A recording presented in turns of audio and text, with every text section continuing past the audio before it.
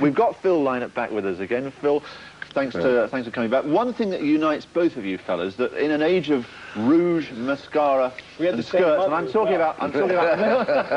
We're united because we have the same mother. We're not brothers, just the same. Hi, Mum. Yeah. What a remarkable genetic fact. Right. We're indebted to you for that. But anyway, in an age when it's all rouge, mascara, and maybe slightly small voices, you guys deliver. Why do you think you came to prominence with basically a voice that wasn't part of its time? Why do I think I mean, in other words, do you not feel sometimes that you're a late 60s sound in terms of the way you deliver? Actually, I feel more in tune with the 50s. And I always say, I think I was born too late. You know, that's how I feel a lot of the times. Yeah. You know, it's like, because the old stuff, it's like when we go on stage, you know, sometimes we put in like an old song, each tour, a different old song. And those are always the ones that, you know, it's like they seem very natural. I mean, things like the new stuff that we do, and some of this stuff, Mad on the Hell, is very natural, but I have a more empathy with the 50s stuff instead of the 60s. That 60s was a bit psychedelic, and we can talk. They were always talking about greenhouses in purple fields with red trees above marshmallow moons, you know, and that didn't. No, they don't fit with me, and I don't understand that. Listen, this record, Ballad of Hell, we mentioned, this was a phenomenon. We can talk forever about your voice, but why don't we hear it? Let's go one better. Oh. Your latest record is Modern Girl, and it really is a belter. Ah. Let's have a look at that. And once again, song. the old bikes are in prominence. Oh yeah, the bikes. Great.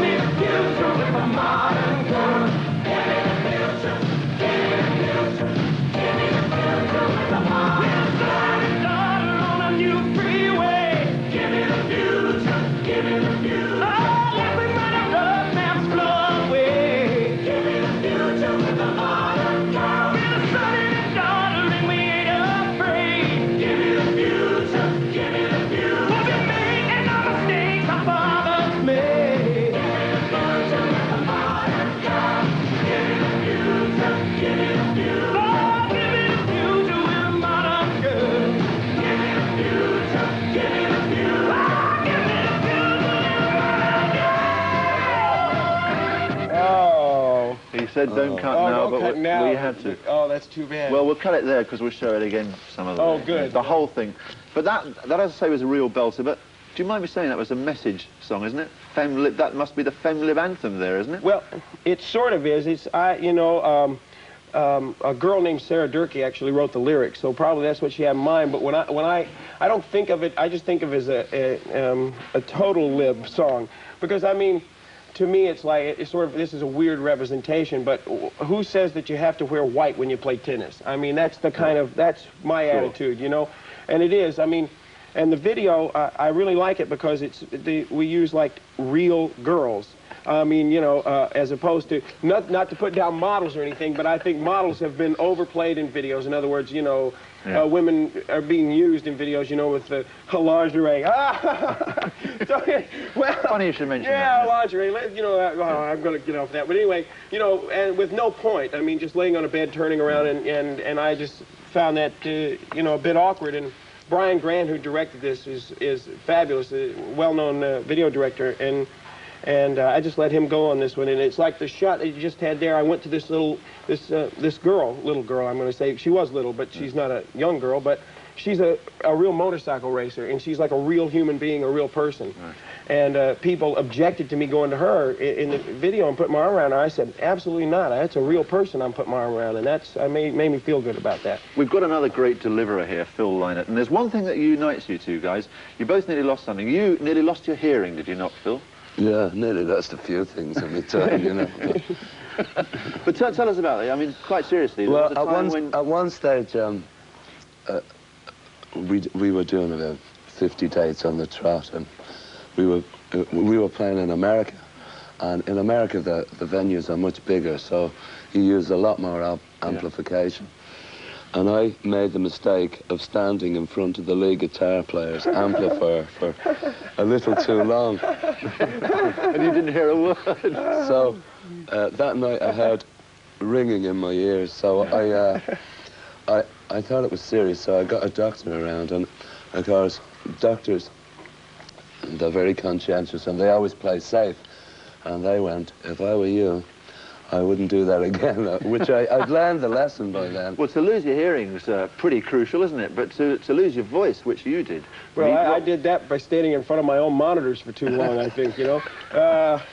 Yeah, no, I didn't. Well, I didn't lose my. I did and I didn't. And I tell you what happened was, after Bad. I mean, I've been in rock and roll bands and theater and different things since 1966. So, but I never dealt with something that became a multi-million-dollar business, and it was sort of an awakening for me. You know, I mean, I have the foundation and all that, and it wasn't like overnight, but it was a real awakening to see.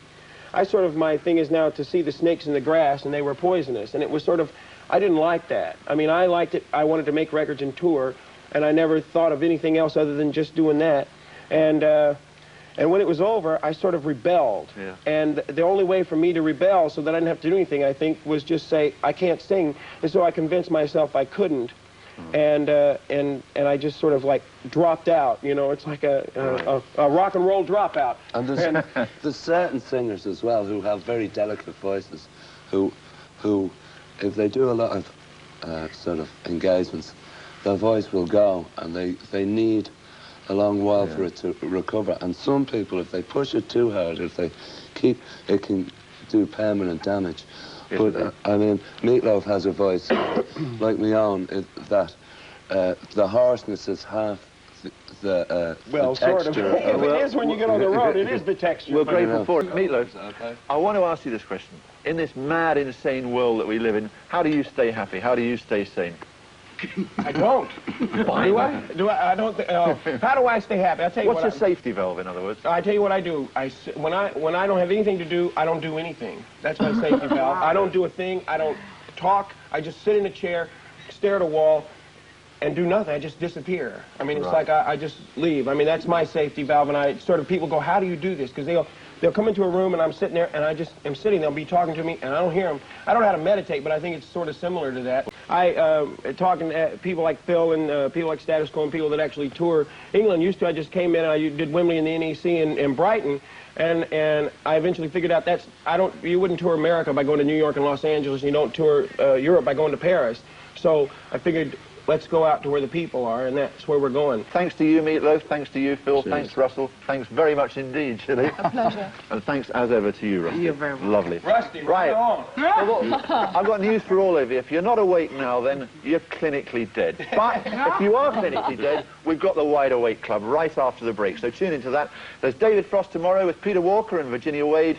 And on next week's show, we have the lovely and courageous Vivian Neves and Dream Home, all sorts of things, Saturday Call on skiing, winter holidays with Alison Rice, the travel expert. And don't forget, ask viewers, please viewers, write into Saturday Call, winter holidays, TV AM, P.O. Box 200, London NW1. If you're taking this down, you're brilliant. 8TQ. And that's it for the moment. Bye! Okay, bye! I was waiting.